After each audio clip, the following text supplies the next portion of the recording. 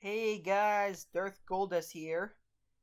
For this review, I'm going to do it on what I guess would be my favorite of the DC anime original movies lineup, Teen Titans: The Judas Contract, based on the storyline from the new Teen Titans, I believe is the 1984 run, and it's also, I believe part of the DC animated movie universe. Was I'm gonna look it up quickly just to see which number is in it. I believe it's 13th, maybe 16th. Let's check. It was the 28th on the DCMA original movies lineup, and is also part of the DC anime movie universe, or as I like to call it, the direct-to-video verse. In the film, the team is made up of Damian Wayne Robin, then Raven, Beast Boy, Blue Beetle, Terra, Nightwing, and Starfire. Here, and the villains are Deathstroke and Brother Blood. And the film was rated PG-13, had a runtime of 84 minutes. It was released April 4th, 2017, and the main cast includes those Sean Mayer, Kerry Walgreen, Stewie Allen, Taissa Farmiga, Brandon Suhu, Jake T. Austin, Christina Ricci, Miguel Ofer, rest in peace to the man, and Greg Henry. And I will say this was a really good movie. This is how I kind of wish Teen Titans Go would be like. Because this movie, unlike Teen Titans Go, takes the work seriously. It doesn't try to do dumb pandering. It doesn't insult previous work. It's just good. The characters in the movie are good. I think Miguel Ferrer's Deathstroke is probably my second favorite portrayal of the character next to Ron Perlman's portrayal in the 2003 Teen Titans, aka The Good Show. Oh, and not the crap show. Titans Go, which is probably my least favorite show. And before I go on, for the next few minutes, I'm going to be talking a little bit about Deathstroke. Who brought Deathstroke here? Because my favorite comic villain. I said he's my favorite comic villain, one of my favorite comic villains of all time, because he's just such a badass in my opinion. Excuse the blue language. I'll put a disclaimer in the description. He's just so great in this movie.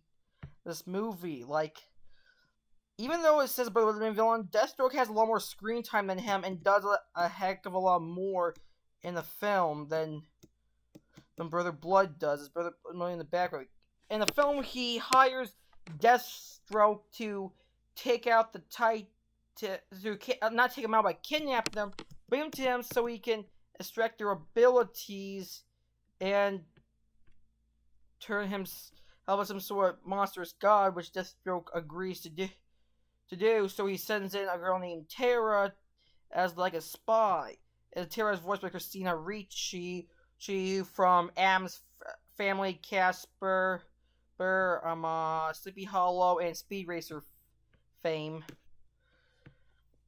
As the voice of the character, and is the second loose adaptation of the storyline after the second season of 2003 Teen Titans, which was also a loose adaptation of the 2000 adaptation of the storyline, where except the one major of the storyline is that Deathstroke is doing the storyline because to pay stay Hive back because his son got killed in this debut issue, and he wanted to finish up the mission his son was tasked on. So in a way, he was pretty much him saying I will finish what you started, a kind of thing.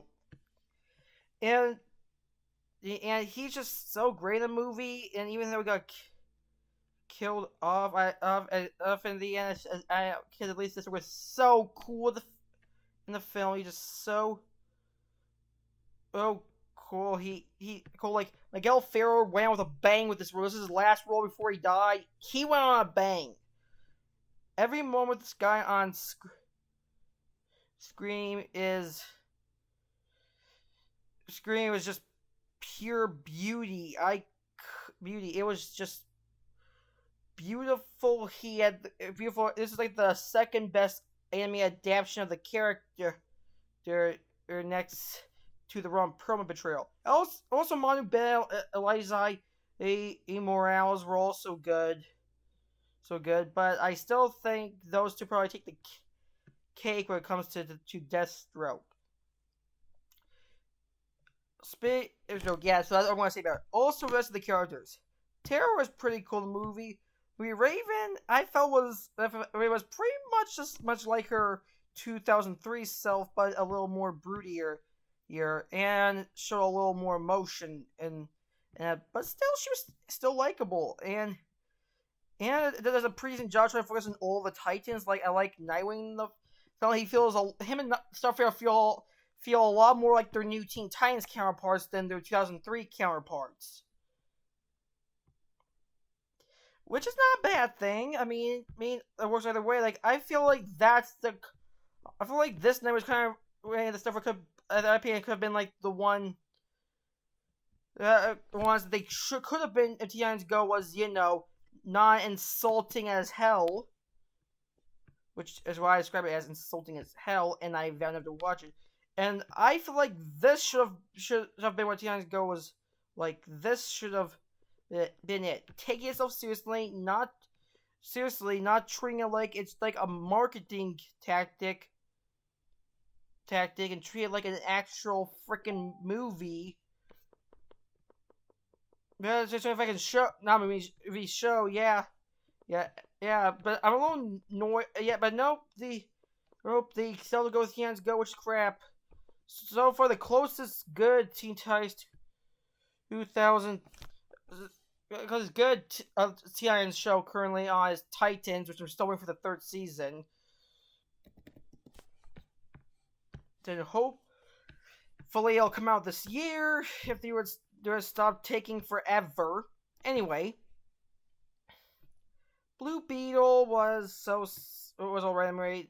Not much detail. I mean, I don't know too much about Jamie Ray's Blue Beetle, nor do I know much about Ted Corn Blue Beetle.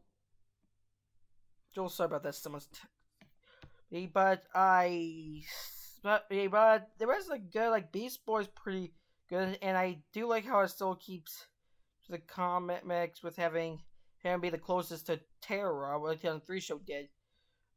Although one thing in the original storyline, Terra wasn't that sympathetic at the end. In fact, she was still a jerk even after the Teen Titans were free. But here the 2003 show she's a one more sympathetic character for when she redeems herself. Speaking of which, there's this one scene that really made me uncomfortable. This one bit where Tara was trying to flirt with Deathstroke wearing a pink dress, and as far as I know, Tara's supposed to be like a young adult, like 19 at least, like 15 or 19 at least, and Deathstroke is like in his 50s. I mean, I've heard of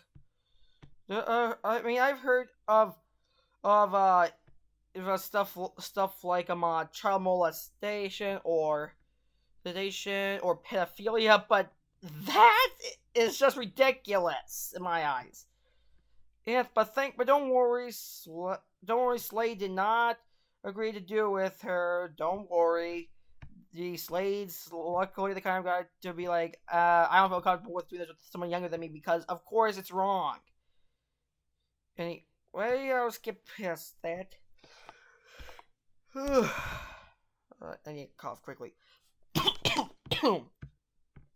So, in the fight scene, were pretty good. I like this one part of this broad territory where after all this, Deathstroke gives Tara up,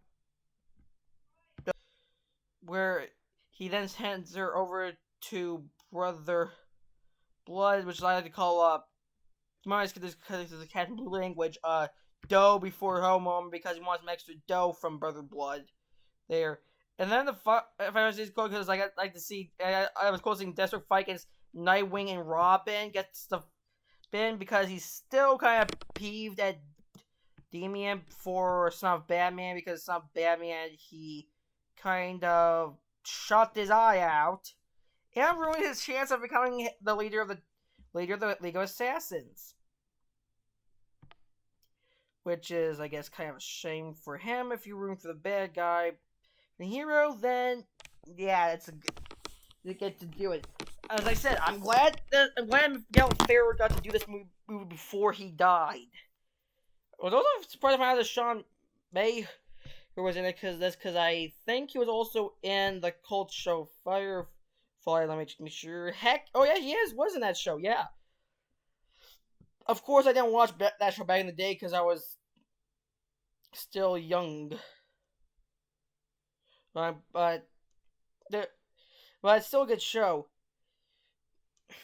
Oh, so yeah, I recommend Judas Contract for you people who are a fan of DC Comics. It's really good. The animation is super good, a little anime influenced. And also villain wise, I liked how Deathstroke got more screen time than Brother Blood. Brother is kind of 2-dimensional, while Deathstroke was 4-dimensional, which I like, considering I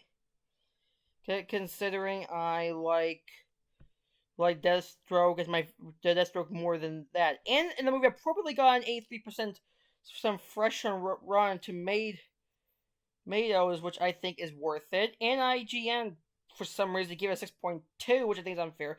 And the film made $3 million in domestic home video releases, which is pretty good. Although I personally want to put it to the big screen, because this is because this is what Teen Titans should be. Now Titans Go. By the way, if any of you adults watching this and have kids, please do not have them watch Teen Titans Go. If you want your kids to grow up smart and intelligent, keep them away from Teen Titans Go. It'll make them dumb as Patrick from SpongeBob. I'm not joking, and I'm not the only one. You can look online. There's a bunch of people online who says such crap. Like Mysterious Mr. Enter, who's one of my favorite YouTubers. I can put a link for his channel below. Agrees with me here that that show is crap. You can watch his reviews, and he'll tell you how good that show is. But I'll recommend you watch his one video, about the final lesson bit where he makes a joke about how he thinks that show should get canceled. Which, honestly, I can't say I disagree with him. And also, speaking of which, I compensate for that, I'm also writing my own fan fiction that I'm posting on a site just to satisfy myself. Anyway, enough about me. The voice acting is really good, really state-of-the-art. The themes are really good, mature. And you don't have to watch the other DC anime original movies to understand if you don't want to. You can understand this fine from without the other ones. And trust me, all the characters are likable. And also, some of the voice roles were reprised from the show Young Justice, such as Crispin Freeman, who reprised his role as Red Arrow in a flashback sequence, which I think is the only one to reprise. Oh no, Masasa Moyo reprised her role as Bumblebee, being a flashback sequence. And I think that's the only two to reprise their roles. Everyone else were new people. Even though the characters in, it's still a good movie, and I recommend you watch it. Have a good day, guys.